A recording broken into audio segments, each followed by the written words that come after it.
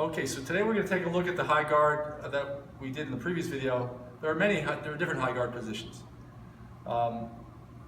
They range from what I'm going to show here to rubber guard, variations of rubber guard. Now, there are other guards that are up high in his shoulders, which inhibit his arms. And since your legs, and this is the heavier, stronger parts of meat that are locked onto his upper torso, where he can't get his posture, he can't use his arms effectively. So that's what's important there, is you're inhibiting the arms, but you're technically behind his shoulders and head, keeping him from getting up, standing up, and breaking away, pulling back. So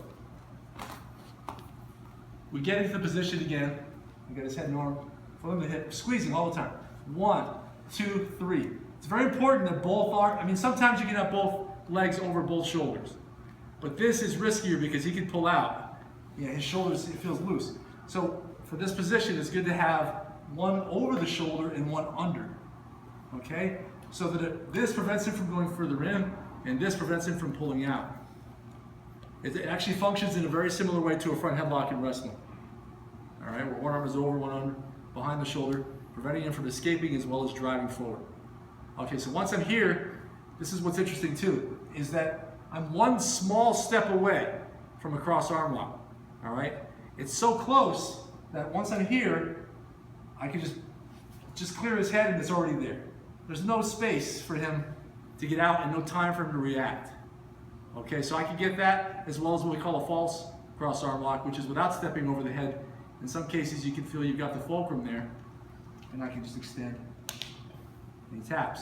Now, if whether because I'm tired or because he's just effective and strong, if he pulls this arm out, all right, or because I baited him to think, I made him think that I was getting tired and got him to pull an arm out, I'm already in position for the triangle without any real major transition moves there, so it's a very quick triangle. So when I'm here and he pulls that arm out, I'm already there. So he had never had space to really apply a counter. So your 3 finishes here are the cross arm lock, the false cross arm lock, and the triangle. All right. Now what I like to do, is that I use an analogy that if I were standing up here with Austin, the proximity of that triangle and that cross arm lock to the finishing position, where you're in the staging point, is one small step away from the finalized position, is sort of like saying this punch is en route, and right about here is where he gets to begin to react to the punch.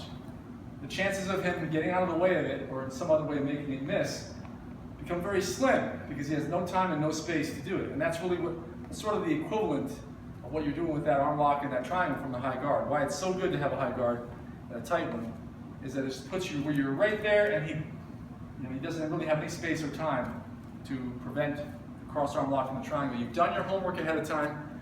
You've got a good staging point that's very close to the final position, and it's pretty much a foregone conclusion.